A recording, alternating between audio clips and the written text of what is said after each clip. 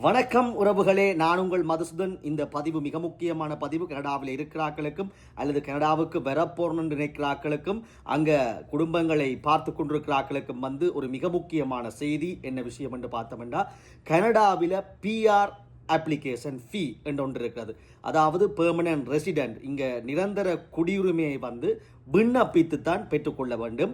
அப்படி விண்ணப்பம் செய்கின்ற அந்த ஃபீஸில், அந்த ப்ரொசஸிங் ஃபீஸில் விண்ணப்ப கட்டணத்தில் மாற்றத்தை இன்று முதல் கொண்டு வருகின்றார்கள். இன்று என்றால் ஏப்ரல் 30, இறுதியான திகதி ஏப்ரல் 30, 2026 இருந்து, வியாழக்கிழமையிலிருந்து புதிய கட்டண விவரங்கள் வெளியாகி இருக்கின்றன. இன்றைய செய்தியின்படி, அதாவது அனைத்து வகையான பிஆர் விண்ணப்பங்களுக்கும் உரிய விண்ணப்ப ப்ராசஸிங் ஃபீஸ், அதாவது அதை சரிப்புலைகள் பார்த்து அதுக்குரிய பிஆரை வழங்குவதற்குரிய அந்த விண்ணப்ப கட்டணத்தில் ஒரு மாற்றத்தை கொண்டு வந்திருக்கிறார்கள். கூடியிருக்கிறதா குறைந்திருக்கிறாண்டால் அதிகரித்திருக்கிறது. எத்தனை வீதத்தால் அதிகரித்திருக்கின்றது, என்னென்ன வகைகள் அதிகரித்திருக்கின்றது எல்லாம் பார்க்க போகிறோம். குறிப்பாக முன்னைய கட்டணத்தை விட 4 தொடக்கம் 6 வீத ரேஞ்சுக்குள்ள ஒவ்வொரு வகையான பிஆர் வகையாளர்களுக்கும் மாறி இருக்கின்றது.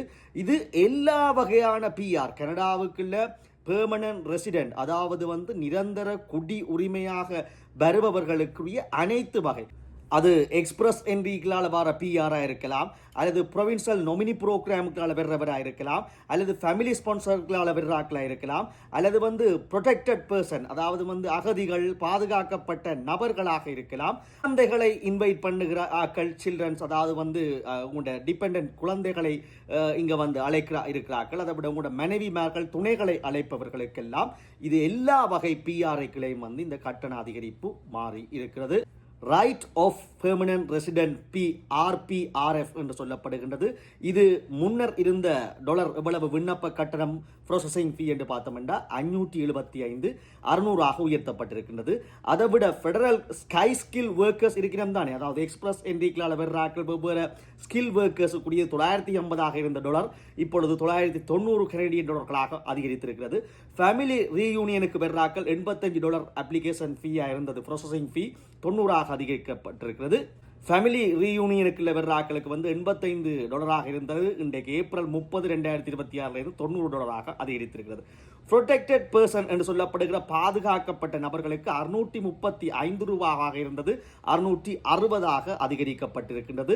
இந்த RPRF என்கின்ற அனைத்து விதமான பிஆர் விண்ணப்ப கட்டணங்களும் இன்று ஏப்ரல் 30, 2026 உயர்த்தப்பட்டிருக்கிறது. நீங்கள் உங்களுடைய சில பேர் விசிட்டர் விசாவில் எல்லாம் வந்திருக்கிறீர்கள், பல முறைகளுக்கால் எல்லாம் பிஆருக்கு எல்லாம் அப்ளை பண்ணியிருக்கிறீர்கள்.